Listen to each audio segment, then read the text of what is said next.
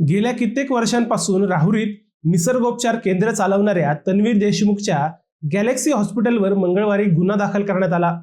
आता या तन्वीर बाबत व त्याच्या गॅलेक्सी हॉस्पिटल बाबत गुगलवर सर्च केलं तर अगदी देवमाणूस अशी त्याची ख्याती दिसते। फेसबुक, इंस्टाग्राम किंवा सोशल मीडियाच्या सगळ्याच साईटवर या मुन्नाभाईनं अगदी तहलका मचाया था। निसर्गोपचार केंद्राच्या नावाखाली यानं राहुरीत आपला डेरा जमावला होता। डोक्यावर टोपी आणि गळ्यात टेथोस्कोप घालून त्यानं सोशल मीडियावर भल्या भल्यांना वेड्यात काढलं होतं। विशेष म्हणजे त्याच्या पदवीबाबत 4 वर्षांपूर्वी तक्रार दाखल होऊन Maharashtra council of Indian medicine कडून चौकशीचे आदेश प्राप्त होऊनही त्याच्या विरोधात कारवाई झाली नव्हती। अखेर मंगळवारी राहुरीचे प्रभारी वैद्यकीय अधिकारी डॉक्टर गणेश बाबासाहेब मिसाळ यांनी राहुरी पोलीस ठाण्यात या बोगस मुन्नाभाई विरोधात तक्रार दाखल केली असून या तन्वीरचा भांडाफोड झाला। तन्वीरच्या याच गॅलेक्सी हॉस्पिटलचं प्रकरण आज आपण समजून घेऊयात। नमस्कार, मी अजय आणि आपण पाहत आहात अहिल्यानगर लाईव्ह 24, नगरी घडामोडींचं परफेक्ट अनालिसिस। गुगलवर गॅलेक्सी हॉस्पिटल सर्च केलं तर शेकडो रुग्णांचे व्हिडिओ येतात। डॉक्टर तन्वीर देशमुख नावाच्या या बोगस मुन्नाभाईने निसर्गोपचाराच्या नावाखाली राहुरी शहरात आपला व्यवसाय थाटला होता।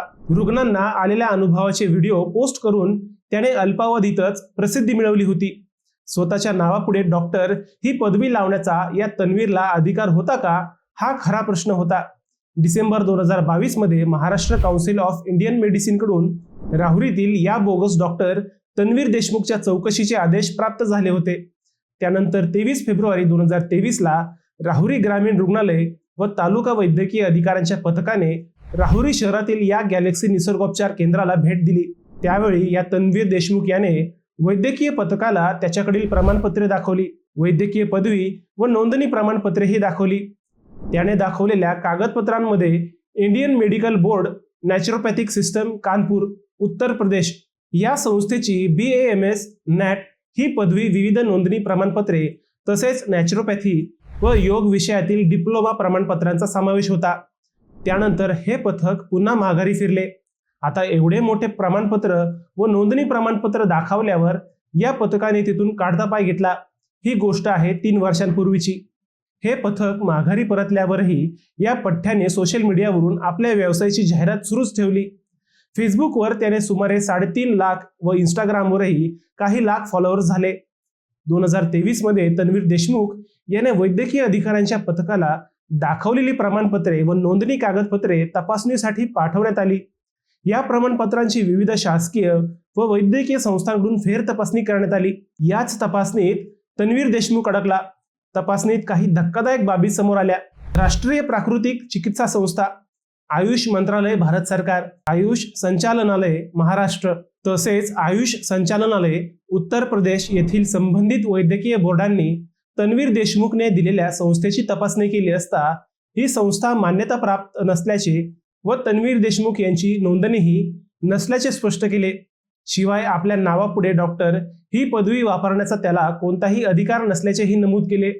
तपासणी दरम्यान क्लिनिकमध्ये इलेक्ट्रोपॅथी उपचार पद्धतीसाठी वापरली जाणारी यंत्रसामग्री, 44 बेड, विविध आयुर्वेदिक औषधे तसेच वापरलेल्या सुईंची अयोग्य विल्हेवाट आढळल्याचे पथकाने यापूर्वीच नमूद केले होते।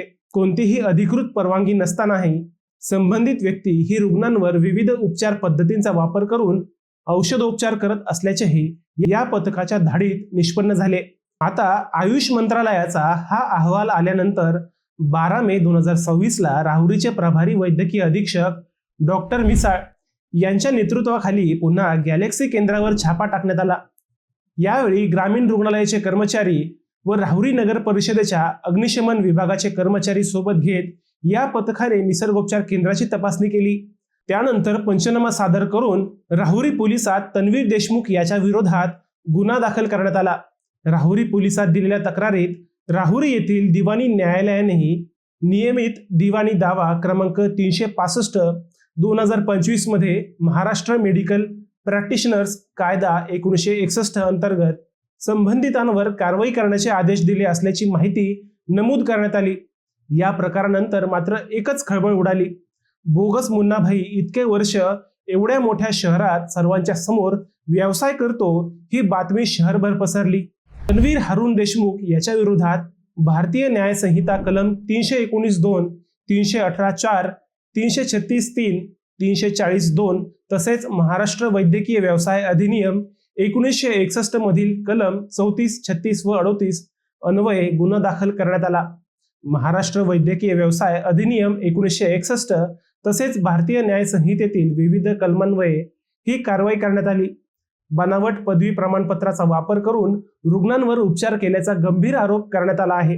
गुन्हा तर दाखल झाला, परंतु कायद्यातील पळवाटा शोधून असे बोगस मुन्नाभाई काही दिवसांनंतर पुन्हा आपला व्यवसाय नव्या जोमाने सुरू करतात।